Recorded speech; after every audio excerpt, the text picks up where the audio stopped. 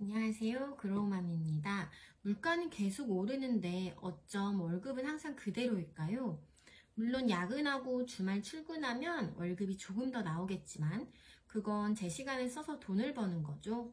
제 시간을 더 써서 더 버는 건데 나라에서는 더 버니까 세금을 더 내라고 해요.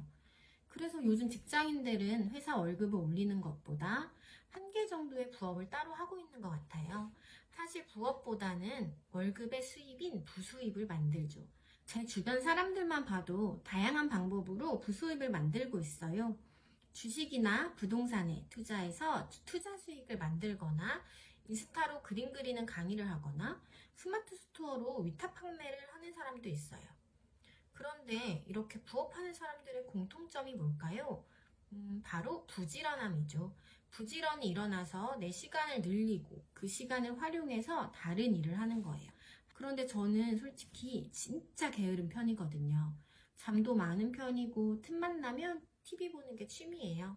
그런데 저처럼 게으른 사람도 할 수 있는 부업이 있어요. 제가 3년 동안 해오고 있는 건데요. 그건 바로 블로그예요. 블로그는 부지런한 사람만 하는 게 아닌가? 아니요, 게으른 사람도 가능해요. 특히 학교 다닐 때 평소에는 공부하는 거 미루고 놀기만 하다가 시험 전에 벼락치기 잘했던 사람들은 더 잘할 수 있어요. 이번 영상에서는 매일 바쁜 워킹맘이고 게을렀던 제가 블로그를 꾸준히 잘하고 있는 방법을 알려드릴게요. 블로그로 돈을 버는 방법은 세 가지가 있는데요. 바로 애드포스트 광고, 원고료, 체험단 협찬이에요. 그 시간이 별로 없는 워킹맘이거나 게으른 사람들이 할 수 있는 게 어떤 걸까요? 바로 블로그 체험단 협찬이에요. 사실 다른 블로그 수익화 방법이 수익은 더 크지만 욕심내지 않아요. 그러려면 제 시간을 블로그에 너무 많이 투자해야 되거든요. 저는 블로그 체험단으로 한 달에 최소 50만 원에서 많게는 100만 원 이상으로 생활비를 절약하고 있어요.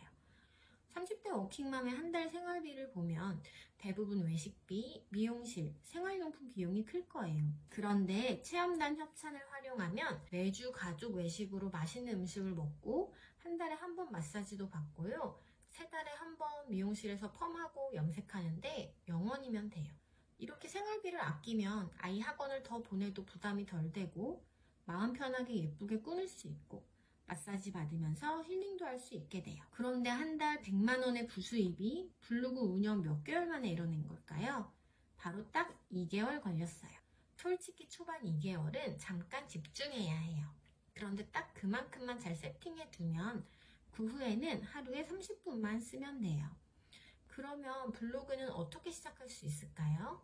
글쓰기는 해본 적도 없던 공대 출신 회사원이 블로그 방문자 0명부터 시작해서 체험단 협찬으로 부수입을 만들 수 있게 된 방법은 정말 쉽게 알려드릴게요. 딱 이것만 따라해보세요. 일단 첫 번째로 블로그 운영 방법을 알아야 해요. 사실 저는 원래 페이스북이나 인스타, 블로그 등 SNS 하는 걸 좋아하지 않았어요. 제 개인적인 이야기를 온라인에 공개한다? 무엇을 위해? 굳이 제 시간까지 써가며 블로그에 주저주저 글을 쓸 필요가 없었던 거죠. 우리나라 사람이니 당연히 네이버 아이디가 있어서 블로그도 있었지만 게시글이나 이웃수, 방문자는 모두 0인 정말 아무런 운영을 하고 있지 않았던 블로그였어요. 모든 분들이 블로그 체험단을 하려면 처음부터 어느 정도 방문자가 있는 블로그만 되지 않을까라고 생각할 텐데요. 2개월만 포스팅 하다 보면 어느 정도 방문자도 금방 만들 수가 있어요. 제일 첫 번째로는 블로그가 없다면 블로그를 개설하고 세팅하고요. 기존에 운영하고 있는 블로그가 있다면 리뷰 카테고리를 하나만 더 만들면 돼요. 두 번째는 블로그 주제를 잡는 거예요. 체험단을 할 수 있는 주제는 주로 맛집, 뷰티, 리빙, IT 등이 있는데 초반에는 쉬운 주제로 시작해야 해요. 내가 하고 싶은 블로그 주제가 있겠지만 초반에는 체험단을 빨리 시작할 수 있는 주제로 시작하고 내가 하고 싶은 건 나중에 하면 돼요. 블로그 체험단은 배송형과 방문형이 배송형은 제품을 집으로 배송받아서 해당 제품에 대한 리뷰를 쓰는 거고요. 방문형은 직접 식당이나 미용실에 방문해서 체험을 하고 리뷰를 쓰는 거예요. 배송형은 쉽게 할 수 있어서 경쟁률이 정말 높아요. 그래서 블로그 운영 초반에는 될 수가 없어요. 그러니 배송형은 포기하고 방문형 위주로 하면 됩니다. 방문형에는 맛집, 카페, 미용실, 피부관리 이런 것들이 있어요. 미용실, 피부관리, 마사지 등 뷰티 주제는 얼굴이 노출돼야 하기도 하고 계속 1시간에서 2시간 정도 체험하면서 광고주와 대화를 해야 해서 부담이 되기도 해요. 그래서 이런 부분이 부담이 되는 분이라면 초반에는 패스하면 돼요. 블로그 체험단이 가장 쉬운 건 바로 방문형 맛집과 카페예요. 내가 하고 싶은 주제는 따로 있더라도 우선 초반에는 맛집과 카페로 주제를 설정하세요. 그러면 초기 블로그 주제, 컨셉이 정해진 거죠. 이제 블로그명을 맛집 탐방, 맛있는 이야기, 맛돌이 이런 식으로 정하면 돼요. 용인, 수원 등 특정 지역의 맛집 리뷰면 더 좋고요. 프로필 사진도 음식 사진으로 넣고 사진 아래 소개 부분에도 맛집과 카페 다니는 걸 좋아하는 30대입니다. 이런 식으로 맛집 주제 블로그인 걸로 세팅하면 돼요. 누군가 내 블로그에 딱 들어왔을 때 이 블로그는 맛집이랑 카페를 올리는 블로거구나 라는 느낌이 딱 들도록 하는 거예요.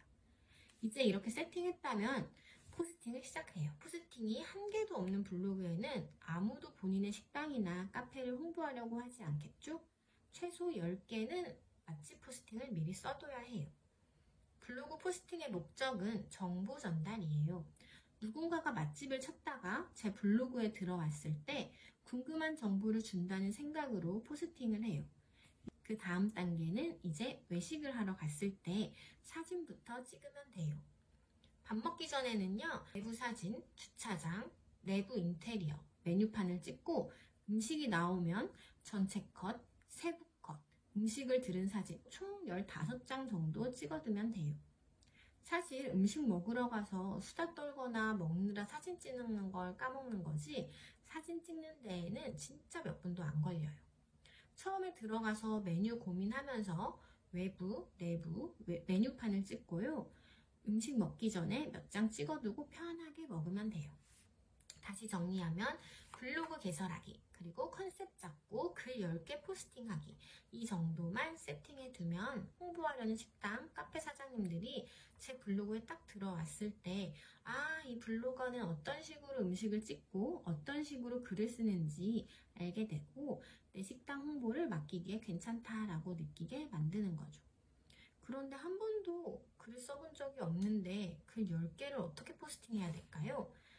너무 어렵고 오래 걸릴 것 같지만 템플릿을 만들어두면 20분이면 끝나요. 템플릿을 만들고 똑같은 구성으로 몇 번 쓰게 되면 앞으로 글을 어떻게 구성할지 생각하는 시간이 줄게 되거든요. 그럼 제가 어떻게 했는지 한번 보여드릴게요. 일단 모바일로 시작하는 게 좋아요. 제목에 무슨영 맛집, 카페 이렇게 적어두고 가게 상호를 적어요. 그 다음에 사람들한테 후킹이 될 만한 제목을 생각해서 적어놨어요. 제목을 정하는 게 어려우면 미리 네이버에 검색해서 상위에 노출되는 블로그의 제목을 참고하면 돼요. 그 다음에는 모바일로 사진첩을 열어서 사진을 첨부하세요. 사진 순서는 외부 사진, 주차장, 내부 사진, 메뉴판, 음식 전체 컷, 세부 컷. 사진 찍을 때부터 이 순서대로 찍어두면 첨부하기가 편해요. 그 다음으로는 사진을 편집하는데요. 이 네이버에 편집 기능이 따로 있어서 색상, 위치, 크기를 쉽게 조정할 수 있어요.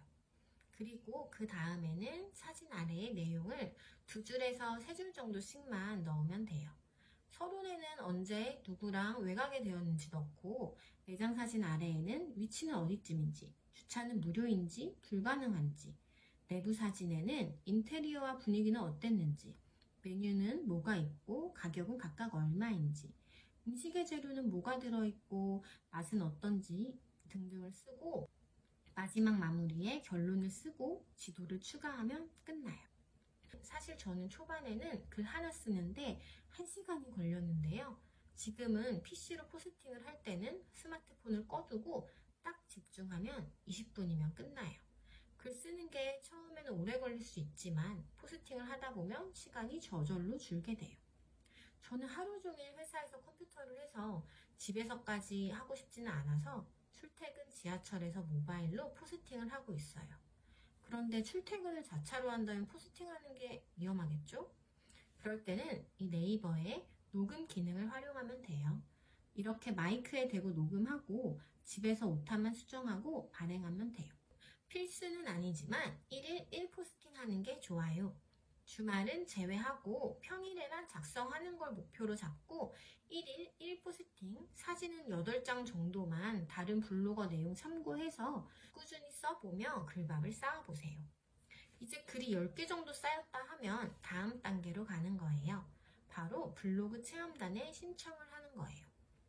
블로그 체험단은 직접 체험단 사이트에 들어가서 가입하고 원하는 상품을 찾아서 신청하는 거예요. 블로그 체험단을 하기 전에는 사실 뭔지도 몰랐는데 생각보다 체험단 사이트가 진짜 많아요. 그런데 블로거들도 진짜 많아요. 1방문자가 최소 1000명, 인플루언서 등등 이런 분들은 주로 유명한 사이트에 가서 신청을 해요. 레뷰, 디너의 여왕, 서울오빠 등등 이미 잘 알려진 사이트에는 초보 블로거는 신청을 계속해도 탈락을 해요. 제가 블로그 초보 당첨이 잘 되었던 곳을 몇 군데 알려드릴게요. 리블, 강남맛집, 포블로그, 리뷰노트, 모두의 블로그, 오마이 블로그 이렇게 있어요. 이거 말고도 네이버에서 검색하다 보면 많을 텐데요. 어플이나 사이트가 좀 구리다 싶으면 그게 초보 블로거가 신청하기에는 딱 좋은 곳인 거예요. 하루 날 잡아서 사이트 회원가입 싹 하고 내가 사는 지역, 마감 순으로 검색해서 신청을 하면 돼요. 처음에는 내가 좋아하지 않은 음식이어도 위치가 애매해도 경쟁률이 낮다면 신청을 하세요. 일단 한 사이트에서 한두 번 선정이 되고 기한에 맞게 리뷰를 올리는 거를 몇 번을 하게 되면 사이트 내에서도 나에 대한 신뢰도가 쌓여서 당첨 확률이 올라가게 되거든요. 첫날에는 시간이 많이 걸릴 거예요. 하루 싹 신청해 두면 다음부터는 가끔씩 들어가서 최신 순으로 보고 새로 업로드된 것만 신청하면 돼요. 그리고 신청 한마디에는 땡땡 지역 맛집 위주의 블로그입니다. 퀄리티 좋은 사진과 꼼꼼 리뷰 약속합니다.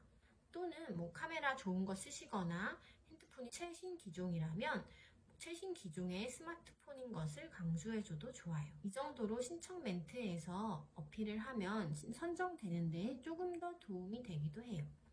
사이트가 정말 많은데 처음에는 다 신청해보고 다음부터는 나와 맞는 체험단 사이트 위주로 신청하면 됩니다. 하다 보면 잘 선정되는 사이트가 몇 군데 나오더라고요. 저는 개인적으로 강남 맛집 리뷰노트가 잘 되고 있어요. 그래서 그 사이트 위주로 신규가 올라오면 꾸준히 신청하고 있어요. 초반에는 블로그 시작한 지도 얼마 안 됐고 1방문자도 없고 글도 적은데 되겠어? 하는 마음으로 신청하는데 진짜 되더라고요. 아직도 처음에 체험단 선정되었다는 문자를 받았을 때 기뻐했던 게 기억이 나요. 아마 선정 인원보다 지원자가 적어서 그냥 다 뽑힌 경우였을 거예요. 1방문자 수가 100명이 안 돼도 지원자가 적다면 뽑힐 확률이 높으니까 일단 다 신청해보세요. 초반에 이렇게 연습해가면서 하다 보면 포스팅 수도 자연스럽게 늘어나게 되고 그럼 선정 확률도 점점 올라가게 돼요. 이제 당첨이 되었을 때 어떻게 해야 하나를 말씀드릴게요. 2, 3일 전에 미리 방문 예약을 하고 예약 시간은 꼭 지키는 게 좋아요. 우리는 광고비를 받고 광고를 해주는 광고업체라고 생각하면 되는 거예요. 무료로 받았으니 대충 쓰자는 생각은 절대 안 돼요. 약속 잘 지키고 사진, 포스팅 내용 가이드에 맞게 성실하게 마감 기한 잘 지켜서 쓰는 게 가장 중요해요. 그리고 블로그를 게으른 사람도 할 수 있다는 이유가 여기에서 나와요. 바로 체험단은 리뷰 마감 기한이 있다는 거예요. 마감 기한이 있기 때문에 포스팅에 강제성이 있어서 미루다가도 기한 안에 쓰게 되죠. 그러면 저절로 블로그 게시글 수가 올라가게 되고 블로그도 꾸준히 운영할 수가 있어요. 마지막으로 꼭 기억해야 하는 부분이 있어요. 블로거지라는 말을 많이 들어봤죠? 우리는 그런 비양심적인 사람들이 되면 안 되는 거예요. 체험단 협찬은 내 시간으로 돈을 버는 거예요. 절대로 공짜가 아니에요. 우리가 잘할 수 있는 블로그로 홍보를 대신 해준다고 생각하셔야 해요. 그런데 진짜 음식이 맛없어서 긍정적인 포스팅을 못 쓰겠다 하면 부정적으로 쓰지 마시고 그냥 돈을 지불하고 포스팅은 안 쓰는 게 맞아요. 솔직히 체험단 홍보하는 업체들은 대부분 음식이나 제품에 자신이 있어서 마케팅까지 하고 있는 거라 제품도 좋은 편이고 음식도 다 맛있었어요. 정말 맛이 없는 곳은 몇 군데 없었던 것 같고 예약할 때부터 불친절한 느낌이다 싶으면 그냥 체험 취소를 했어요. 그리고 초반에는 다 안 될 것 같아서 신청을 엄청 많이 했는데 갑자기 선정이 너무 많이 되면 제 스케줄을 보고 취소하면 돼요. 너무 무리하면 포스팅 하다 지쳐서 블로그를 또 안 하고 싶어지거든요. 큰 욕심내지 않고 적당히 내가 할 수 있는 선에서 해야 꾸준히 할 수 있어요. 이제 블로그 몇 달 하면서 선정이 좀 잘 된다 싶으면 신청하기 전에 미리 검색해보고 진짜 괜찮은 곳으로만 신청을 하면 돼요. 이런 방법으로 저는 주말마다 가족 외식을 하고 있어요. 미용실 가서 20만원짜리 펌도 하고 10만원짜리 피부관리도 받고 있어요. 생활비 줄이는 거에는 블로그 체험단이 진짜 딱이에요. 내 시간 조금만 쓰면 되는 거거든요. 중요한 건 욕심내지 않는 거예요. 블로그는 꾸준해야 하니까요. 너무 많이 하지 말고 내가 할 수 있는 만큼만 하면 돼요.